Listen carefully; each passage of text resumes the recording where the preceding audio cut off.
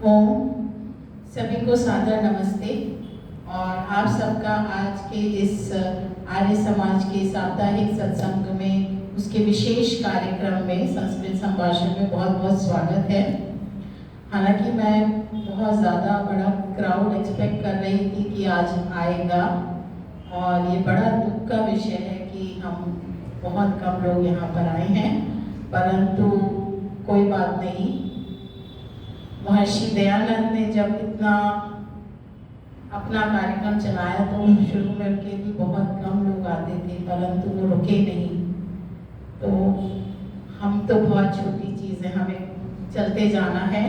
और आप सबका बहुत बहुत स्वागत है और बहुत बहुत धन्यवाद है कि आप लोग यहाँ पधारे, अपना समय निकालकर। सबका संडे होता है, बहुत बहुत स्वागत है, मैं आभारी हूँ।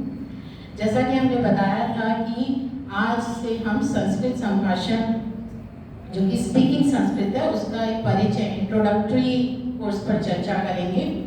संस्कृत को हम सब देव भाषा बोलते हैं और हमारे सारे प्राचीन ग्रंथों की यह भाषा रही है।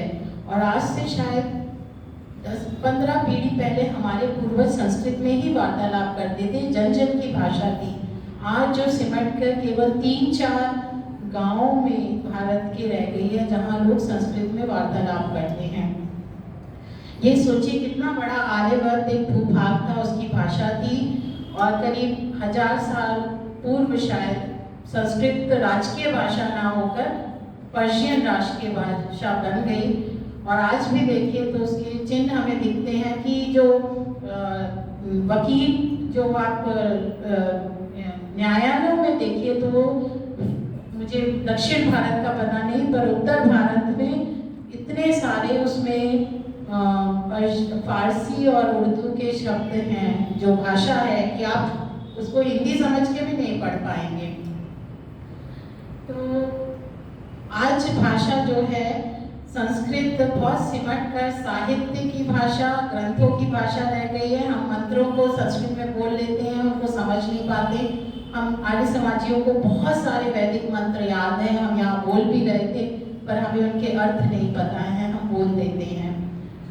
और इसमें संस्कृत ना आने का एक बहुत बड़ा दुर्भाग्य ये हो जाता है कि हमारे संस्कृत के ग्रंथों में जो कुछ साइंस है, गणित है, भूगर्भ विद्या है, इतनी सारी विद्याएं हैं, हम उनसे भी वंचित रह जाते हैं, हम उन्हें समझ नहीं पाते हैं। तो संस्कृत को सीखना हमें है ये, और किसी भी भाषा को सीखने के 4 चरण होते हैं: उसे सुनना, उसे बोलना, उसे पढ़ना और उसे लिखना।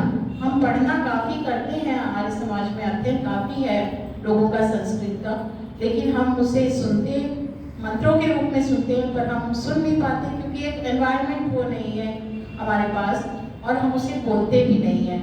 आप देखिए तो बच्चा अपनी मातृभाषा कैसे सीखता है, वो सुनता है और फिर सुन सुन के बोलता है, तो वो सहज रूप से हमें प्राप्त हो जाती है। और जब, लेकिन हम सब इंग्लिश बहुत अच्छे से बोल लेते हैं। इंग्लिश क्यों हम अच्छे से बोल लेते हैं? हम में से ज़्यादातर तो हिंदी मीडियम के ही पढ़े होंगे या अपनी जो भी रीजनल लैंग्वेज है, मातृभाषा, उसमें पढ़े हैं, फिर भी हम अंग्रेजी बोल लेते हैं। और आज से अगर मैं 30 साल पहले बोलूँ तो मैं अंग्रेजी में हिंदी में सुनती थी या किसी अंग्रेजी को सुनती थी, उसको ट्रांसलेट करती थी अपने दिमाग में और फिर उसको समझती थी हिंदी में, और मैं फिर बोलती थी तो ट्रांसलेट करती थी दिमाग में और इंग्लिश में बोलती थी।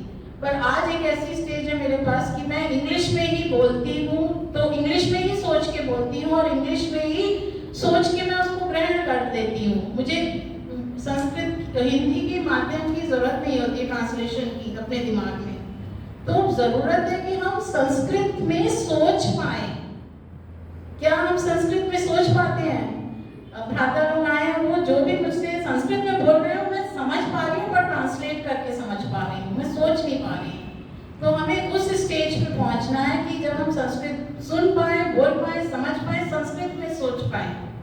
तो इस तरह भाषा को हमें आत्मसात करना है। व्याकरण आदि के नियम बाद में आ जाते हैं, वो भी सीखने चाहिए, पर हम उस पर ज़्यादा ध्यान ना देके इस तरह बोलने पर सीखें। तो हमारा बहुत बड़ा सौभाग्य है कि संस्कृत भारती संस्थान से भ्राता श्री प्रभाकर जी, श्री सतीश कोठारी जी और श्री अमरीश जी आए हैं।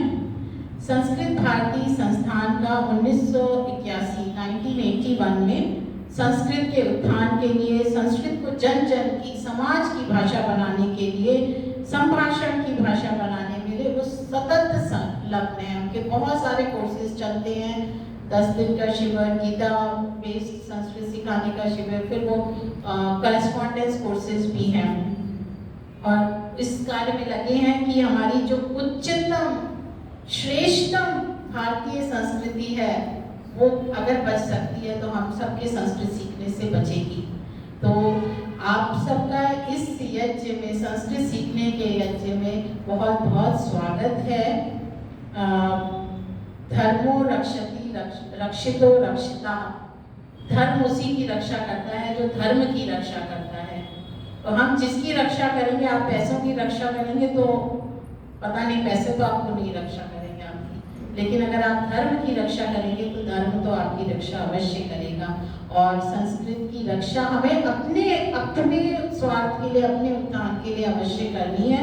तो इसी के साथ मैं भ्राताश्री लोगों का आह्वान करती हूँ, स्वागत करती हूँ। आप लोग आइए और हमें जो है संस्था के जो भी कार्यक्रम हैं संस्कृत के विषय में आदि में, हमें इस दिव्य भाषा को सीखने